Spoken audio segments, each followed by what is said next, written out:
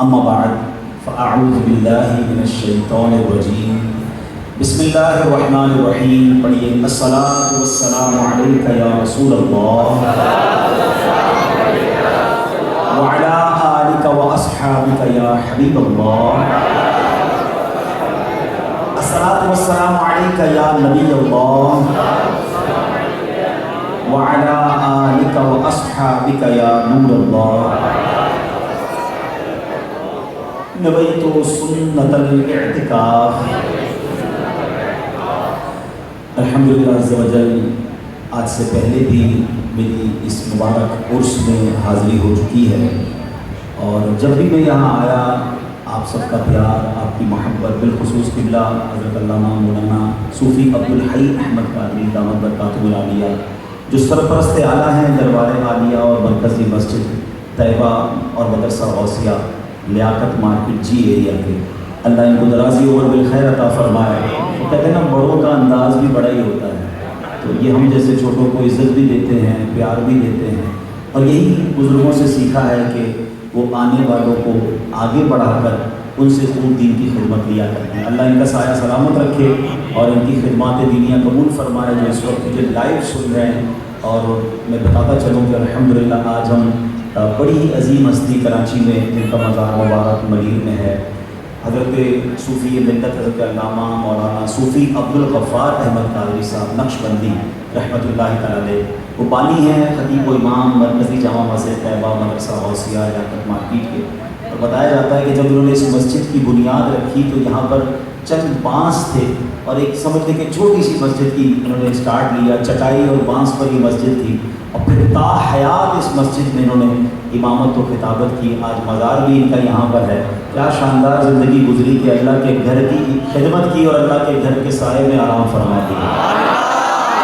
بتایا جاتا ہے کہ نائب غزالی زمان غزالی دوران سید علامہ کاظمی صاحب کے وہ نائب بھی تھے.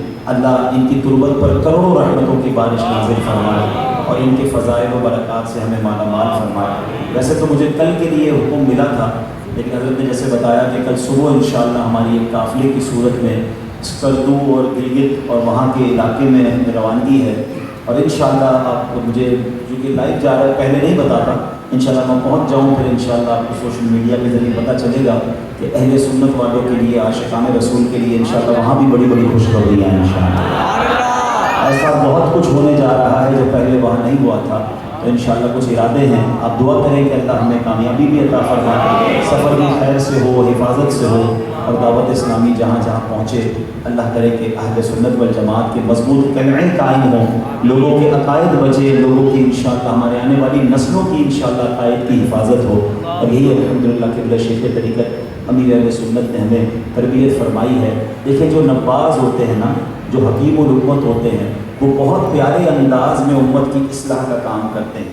بہت زیادہ شور مچانے کی بجائے آپ کو دعوت اسلامی کام کرتی زیادہ نظر آئے گی. اب ایک نعرے ہی نے دیکھو نا، دودھ کا دودھ اور پانی کا پانی کر دیا کہ ہر صحابی نبی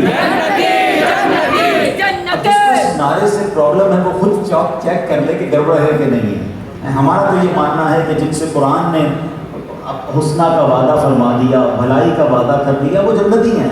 تو اب ہر صحابی نبی جنتی، وہ نعرہ عطا فرمایا امیر اہل سنت نے کہ انشاءاللہ آپ دیکھیں گے کہ اس کے ثمرات آئندہ صدیوں تک ہماری نسلیں یہ نعرہ لگاتی رہیں گی، اور انشاءاللہ ہر صحابی رسول سے محبت کرتی چلی جائیں گی. اسی طرح محمد مصطفیٰ نعرے کی صورت میں اب بچے کی زبان پہ یہ نعرہ ہے، اور عقیدہ ختم نبوت جو ہے اس پر انشاءاللہ ہم نے بھی پہرا دینا ہے، ہماری آنے والی نسلوں کو بھی اس عقیدے کا درس دینا ہے. اور یہ ہمیشہ یاد رہے کہ جس طرح اللہ کو ایک ماننا ہمارے ایمان کے لیے ضروری ہے، اس طرح رسول پاک علیہ الصلوۃ والسلام کو اللہ کا نبی اور آخری نبی ماننا بھی ضروری ہے. ایمان مکمل ہی نہیں ہوتا جب تک نبی پاک علیہ الصلوۃ والسلام کو اللہ عز و جل کا آخری نبی نہ مانا جائے. الحمدللہ دعوت اسلامی اس انداز سے کام کر رہی ہے. اللہ ہم سب کو اپنی دعوت اسلامی کا بھرپور ساتھ دینے کی توفیق عطا فرمائے. درود پاک پڑھنے کے بے شمار فضائل و برکات ہیں. میرے آقا مدینے والے مصطفیٰ صلی اللہ تعالیٰ علیہ وسلم کا فرمان عالی شان ہے. نبی پاک فرماتے ہیں جس کا مضمون ہے کہ جو کوئی شخص مجھ پر ایک بار درود پاک پڑھتا ہے اللہ کریم اس پر اپنی 10 رحمتیں نازل فرماتا ہے. جو 10 بار درود پاک پڑھے رب کریم 100 رحمتیں نازل فرماتا ہے.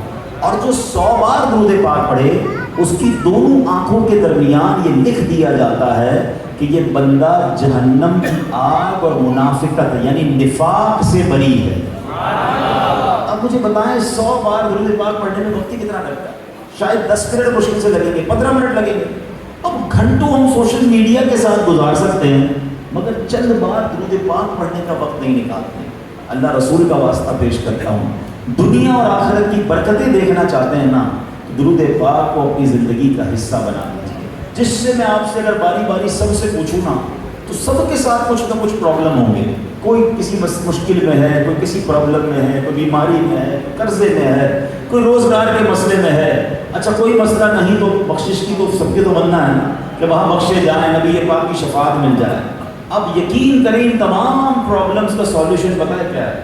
شاعر کہتے ہیں ہر درد کی دوا ہے صلی علی محمد. ہر درد کی دوا ہے صلی علی محمد.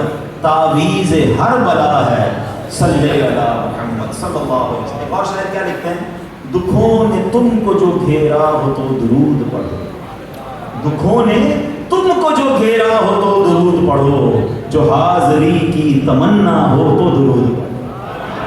سب کو حاضری کی تمنا ہے نا, تو سب درود پاک آج سے نیت کر لیں. اتنی مبارک ہستی کے عرس میں آئے ہیں کہ انشاءاللہ آج سے روزانہ کثرت کے ساتھ درود پاک پڑھیں گے, محبت کے ساتھ بآواز بلند درود پاک پڑھ لیں. صلو علی الحبیب صلی اللہ تعالی علی محمد صلی اللہ علیہ وسلم. آج کل گرمی کے دن ہیں اور گرمی جو ہے ہمیں بےتاب بھی کر دیتی ہے. کتنا آسانی ہے کہ ماشاءاللہ اللہ پاک نے نعمتیں دی ہیں کہ پنکھے لگ گئے. پہلے تو نہیں ہوتے تھے پنکھے, اب ایئر کنڈیشن ہیں, پنکھے ہیں, ایئر کولر ہیں. ہم اس گرمی سے بچنے کے بہت سارے انتظام کرتے ہیں. لیکن کبھی کبھی سوچیں آپ, مثال کے طور پہ اللہ نہ کرے اگر اس وقت اس مسجد میں لائٹ چلی جائے, پنکھے بھی بند ہو جائیں, شاید ہم 10 منٹ کے اندر پسینے سے شرابور ہو جائیں. حالانکہ رات کا وقت ہے, لیکن مجھے اور آپ کو کوئی کہے کہ رات 12-1 بجے تپتی دھوپ میں آپ آسمان کے نیچے کوئی سایہ نہ ہو, ذرا 15 منٹ کھڑے ہو جائیں. آپ کہیں گے 15 منٹ بغیر سائے کے, وہ بھی جون جولائی کی گرمی میں, اتنا مشکل ہے ہمارے لیے. حالانکہ ٹیمپریچر کتنا ہوتا ہے مشکل سے 40 ڈگری, بہت بڑھ جائے تو 45 ڈگری. اس گرمی سے کچھ یاد آ رہا ہے؟ ایک دن ہوگا جب سورج 1 میل کے فاصلے پر ہوگا. ابھی سورج کروڑوں میل دور ہے. آج زمین پتھر کی ہے, مٹی کی ہے. تھوڑے سے اگر سائنس کے اسٹوڈنٹ بیٹھے ہو تو انہیں پتا ہوگا کہ کاپر جو